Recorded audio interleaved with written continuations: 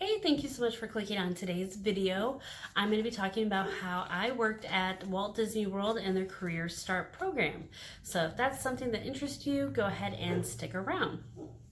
All right, let's go ahead and jump into this.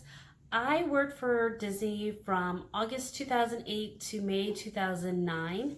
Their Career Start program is where you go and you live in their apartments and you work at the parks, or you can work at the resorts or their stores. So I was fortunate enough to work at Magic Kingdom in the Tomorrowland Stitch complex, and that is where you run 3 attractions. And I ran Stitch's Great Escape, Tomorrowland Transit Authority, and Astro Top. So yeah, I enjoyed my time working for Disney, and I thought I would give you a little backstory of how that happened.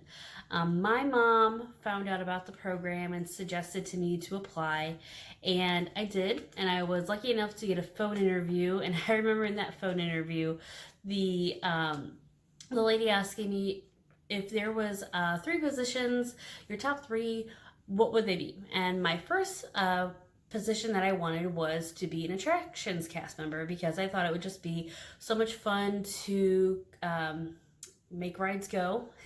I mean, everybody goes to Disney to ride the rides, so I thought that would be just so much fun.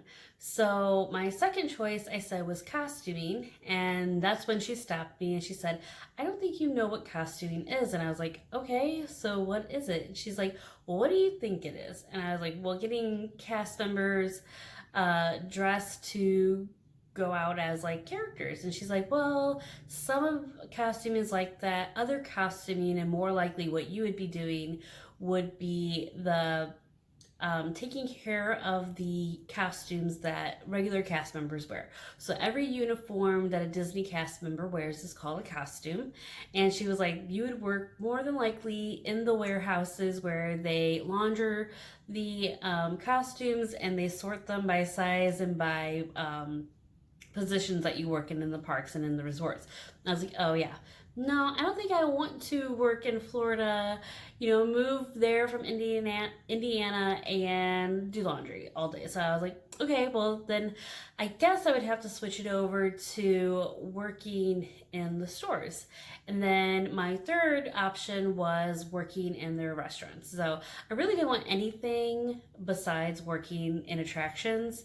So I was like crossing my fingers and really hoping it worked out for me. And I just remember thinking the whole time that I was interviewing, keep a smile in your voice and keep your energy up high, because it's Disney. Hello, everybody's happy at Disney. It's the happiest place on earth. So I tried to remember that technique while I was interviewing. And she's like, okay, so either response, a yes or a no, you'll receive that in the mail. So one day I was out getting the mail, and I was lucky enough to get a pretty big packet about this thick to me from Disney. And so of course I ran inside and I was all excited. And I remember my mom being like, I wouldn't get too excited, it could be a denial. And I was like, you're crazy. Like, how many pieces of paper do they need to write on? No, thank you. Like, we don't want you to work for us. So I opened it up. It gave me information on, when the program was going to start, how long it was going to be, like safety and regulations, all that jazz. The one thing I was looking forward to finding in that packet was where I was going to be working. And unfortunately, I think all it told me was, actually I don't think it told me anything. I just think it said you're going to be an attractions cast member. So I was like, okay, so that's pretty vague. And so I remember from getting the paperwork into moving, I was just like, I just want to know where I'm working. That's all I want to know. So when it came time for me to move, my mom and my 2 younger brothers, we all got in the car, loaded up all my stuff, and traveled from Indiana to Florida. And I remember getting to the apartment complex where there was like 3 or 4 giant tents put together with a huge line of people lining up to sign in to start their program. Just being super excited and super nervous. And I remember there was a couple of Facebook groups that I joined while waiting for the program to start, just kind of looking around to see if I recognized anybody, people that I was going to meet, and I didn't really see anybody, and I was just so nervous that honestly, if I would have probably saw people that I knew, I probably would have like did the typical Tracey thing, like if I don't want to, like too nervous or like have like an awkward moment, I would have just avoided them because I was just so nervous, which is an absolute horrible thing to admit, but that's probably what would happen. But yeah, so I went to the line, and once I got to the point where I was going to be going to the tents, my mom and my brother was like, okay, we're going to go sit out in the car because, I mean, remember, it's August in Florida, like probably like 80 to 90% humidity, and we probably have been standing outside for about maybe 20 to 30 minutes. So they went and sat in the air conditioning, and I continued on my little journey. Once I got into the tent, there was certain stations that you stopped at. One station was where you were gonna live. So when I got up to the table, the lady asked me, is there a certain apartment complex that you're wanting to live in, or do you know anything about the apartment complex? And from being in those Facebook groups, I had learned that that Vista Way was considered to be one of the party complexes. It was one of the older complexes that they had, and I was like, let's just avoid that. I was 20 at the time, didn't want to like get caught up in partying and get kicked out. So I asked if I could live in Chatham, and I was able to do that. And she then asked me, how many roommates are you wanting? All this was suggestions, like she was asking my opinion. Didn't mean by any chance that anything that I asked for was going to be for sure something I was going to get. I was lucky enough to get that.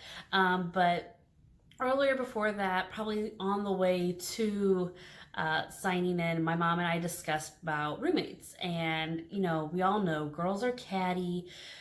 There's definitely, situations where like a group of girls will get together and somebody will get left out. And so we talked about how maybe having like only a couple of roommates, not getting into crazy situations, because in the program, every room, like if you have a 2-bedroom apartment, there'll be 2 people per room.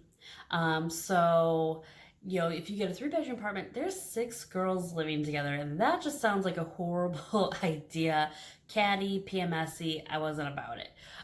So when the lady asked me that, I was like, well, I would prefer to have one roommate, but if I have to have more than just 4 people in the apartment. So I was able to, fortunately, get a 1-bedroom apartment. And I continued on my little journey. I got a packet that told me where I was going to work, and it was going to be Magic Kingdom, which I was so excited about. Who doesn't want to work at Magic Kingdom and see Cinderella's castle every day? I mean, I knew I did. And plus, every night that you work, you get to see the fireworks. So that sounds pretty fantastic to me as well. So I moved on, went through a couple of other stations, and nothing too notable at those stations. But then the last station that I was waiting to go in is where you go and you get your fingerprints done. So that's something good to know, that everybody that works at Disney goes through an extensive background check and you get your fingerprints taken. So as I was waiting, I mustered up the courage to talk to the girl in front of me. And she will tell you that when I did introduce myself, I scared her. I was a little peppy. I was trying really hard to make a friend. I just wanted one ally, one person to attach myself to. So I was like, and this is how she would say I introduced myself. I was like, hi, my name is Tracey. What's your name? And she turned around and she's like, hi, my name is Katie. And she was a little off put by how I was. And I was like, oh, hi, nice to meet you. Do you know where you're going to be living? And she's like, yeah, I'm going to live at Chatham. I'm like, oh, cool, me too. That's great. What's your apartment number? She probably didn't want to give me her apartment number as much as I was freaking her out. But she told me her apartment number. And I was like, oh my gosh, roommates. So it's really nice to meet you. So I'm pretty sure at that point, Katie was probably totally freaked out. And actually, I know Katie was totally freaked out. She's probably thinking, I have a real weirdo for a roommate. But she was stuck with me. So after I got my fingerprints done, I went out and I found my mom and my brothers, and we went to my apartment. And the apartments are super nice. Everything is furnished. So we had like a couch. We had we had a couch. We had like a like a recliner, but it didn't recline, so it was like just like a chair. There was like a nook in the living room where you could set up for a computer. There was like a coffee table, TV. You didn't have automatic cable. You could pay for it, but I didn't because we were poor. But you did get a channel for the program that told you all these events that were happening, so that was pretty cool. There was a dining room and dining room table and chairs. The kitchen was fully stocked. We had all the pans, plates, cups, silverware, absolutely everything we needed. And then there was the one bedroom with 2 twin beds, 2 nightstands, one for each of us, and then 1 dresser that we split down the middle. And then from the from the hallway or from the bedroom, you could get into the bathroom. And then in the bathroom, there was our walk-in closet. So our apartment, it wasn't absolutely huge, but it was really nice. So I waited for Katie to get there. She didn't show up. So I picked a bed, and I remember putting my stuff on my bed and like kind of being nervous and didn't want to be like, seem pushy. I was just so nervous to like make this girl not like me that I wrote her a note and was like, hey Katie, like I'm leaving, we're gonna go get lunch. I did put my stuff on this bed. If you want the bed, just let me know and I'll move my stuff. I never end up having to move my stuff because Katie's awesome, but I just remember being super nervous. And then that night, staying in the apartment for the first time, Katie and I had to take a checklist like you do with every apartment.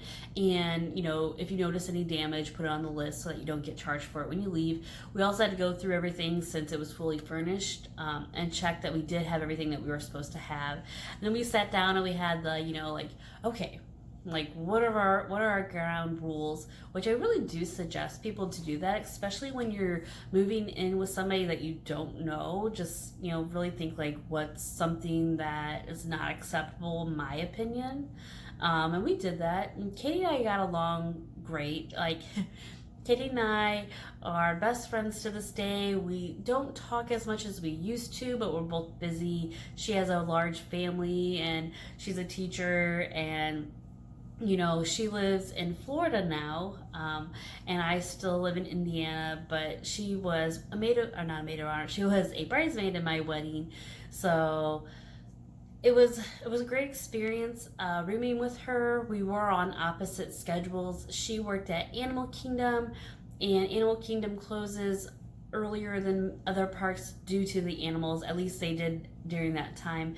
I know they now have the Avatar area, so they might stay open later. I haven't been to Disney honestly in like probably 5 years, and I worked in Magic Kingdom, and I worked a lot of late shifts, so I would be getting home like at 3 in the morning, and she would be getting up and going to work early. So there was a lot of times we didn't see each other, and there would be notes like, hi, are you alive? Or you would see stuff move in the apartment. So I'm like, okay, she's alive, she's well. But when we did see each other, we hung out, we had a great time. We made friends in our apartment complex. We made friends with both of our really good best friend, Amelia. She was also a bridesmaid in my wedding. So it was a great experience living in the apartments, and like a lot of memories happened in my apartment. It was kind of a go-to place for me and my friends. And they're really nice. They're really well taken care of. They make sure you take care of them while you're living there. There was like a monthly cleanliness inspection, and every month we passed, I think we had a warning one time, I'm not sure what it was, but they had one of your prizes or a goal to make sure that you would clean your apartment. They had like a white glove award, and we won that a couple of times, and they gave you candy, so that probably was what really encouraged us. We were kind of broke, so any idea of having free candy was better than having no candy. But so yeah, so then and a couple of days after that, I started orientation with Disney, and they take you through a class called Traditions, and you go to it's called Disney University. It's on the property of Disney, and you kind of go through the history of Disney. You actually get to see all of the things that Disney owns, and it was actually quite eye-opening, what like TV channels they own, like movies that you wouldn't even realize was a Disney movie. It was just really interesting, and I really enjoyed it. And one of the greatest things I remember from that day was you were given in your large packet, remember that? In your large packet, you were given a booklet on what was Disney look. And you would think that people would follow that. Like they said, you know, you need to be dressed like this, and if you're not dressed like this, you won't be able to attend the traditions class. And people obviously didn't take them serious because there was a girl, as you went through line, you would approach this table. I had about 2 to 3 people. I think it was 3 people up there. And you had to be dressed a certain way. Your hair had to be kind of a natural color. Your fingernails couldn't be painted like a crazy looking color. Your makeup, if you're wearing any, needed to be like a natural. Like today is a kind of makeup, no makeup look I'm wearing. So that would have been Disney acceptable. So if you were wearing dress pants, they had to be full length. You couldn't wear capri dress pants. Your shoes had to be closed toe. You just really needed to be a business casual. And this one girl came up and she was wearing capri dress pants. And as she approached the table, they're like, I'm sorry, you know, you're not dressed in the Disney look. You can't attend class. And that girl, that poor girl, got sent to costuming to see if she could get pants for that day so she could attend class. And if not, she'd have to come back another day. But I remember approaching that table, and quite literally, you came up front, you presented your hands so they could check your nails and your cleanliness, and then they had you turn around, and then, you know, if you were deemed on the Disney look, you were able to go into class. And I was able to go into class, and one of the fun part about that day was that you got your name tag, and you know, it says your name and it says where you're from. So that's super exciting because that's one of the biggest things of your costume. And it's actually fun to look at people's name tags because you can see where they're from.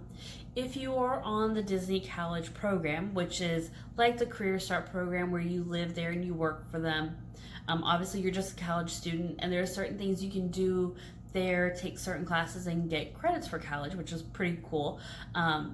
But on their name tags, it says what college they attend.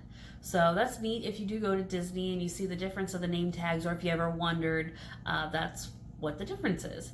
So that day, in traditions, then we met our trainer, and we were split off into groups. And when I met my trainer, Jason, like an absolute hilarious guy, like you can't have nothing but a good time with him, and he still works at Disney. We got to meet with him, and we got to learn where we're going to be working. And I was going to be working, like I said, in Magic Kingdom. I found out it was going to be in Tomorrowland, and I was going to be working in a location in Tomorrowland called the Stitch Complex. And that's where you run Stitch's Great Escape, TTA, and Astro Orbiter. Then there was the Buzz Complex where you run Buzz Spin, or however it's called, but the Buzz Lightyear ride, the Laugh Floor, and then Carousel of Tomorrow. And then also in Tomorrowland, there is the Speedway and the Space Mountain, and they were both considered, if you worked at either of those were the only places that you worked. So during that part of orientation with Jason, we got to learn really fun, interesting facts about the park. We got to go through like entrances that they would take celebrities through when they come to the park and they ride rides. So we got to cut the line. We were still dressed in our Disney look, so that was interesting, getting in and out of rides wearing dresses. But we not only got to do that, but we also got to go down in the corridors, or as people call them, the tunnels. And so for people that don't know, Magic Kingdom is kind of built up on a hill, and then underneath that is the corridors. And that is so that you will never see a cast member in a land that they're not costumed to be in. So you wouldn't see somebody who works in Tomorrowland in like their like futuristic outfit. It was in Frontierland where they should be wearing a certain outfit looking like they are on the frontier. Or you wouldn't see anybody in Fantasyland and Adventureland and so forth. And you also don't really see trash being taken care of because it's swiftly taken into a backstage area, which is what anything where guests aren't allowed is called the backstage. And then out there, you're on stage. So you just don't see that stuff happen. You don't see characters a whole lot off of their meet and greets because they're rushed off stage and then they can go back down into the corridors. So we got to go down and see that. Something that I think would be interesting, like a tour to take where a regular guest could go see the corridors or the backstage areas, is I think it's the Keys to Magic tour or Keys something tour. You get to see all of that. So it's like, that would be an interesting tour to take now that I've been a cast member. But I don't know if it's something I would want to do just being a regular Disney fan, because it kind of takes, I would think it would take the magic away, because you get to see like cast members really not like, you know, on and like in the Disney spirit and happy and all go lucky, and you get to see areas where the actual costumes of the characters like Mickey, Goofy, Donald Duck, you get to see those hung up without somebody in them, and you get to see the heads of the characters hanging, and so it's kind of tragic. I mean, you get to see the face characters, which are like, you know, Cinderella, Tinkerbell, Prince Charming, all those people, they're considered face characters where they don't have a mask that covers their face. You get to see those people like not in character, and you get to see the fur characters, which are the ones that are completely covered head to toe, like Mickey, Donald, and Goofy, and all of them. You get to see them, you know, like possibly with the head of the costume off. So I just don't know, if I had never worked for Disney, if I would want to take that tour and just kind of ruin that magic. But yeah, so that's where I'm going to end today with my time at Disney. I do have more stories about the program, experiences I've had. I got to witness a child pee on a fast pass machine. You know, the dynamics of working at Disney. So if that's something that would interest you, and this long rambling story I gave you wasn't boring and didn't totally put you to sleep, let me know down below. Leave me a comment, give me a thumbs up here, subscribe to my channel if you haven't. I would love to have you here. I believe right now I'm at 59 subscribers, and I'm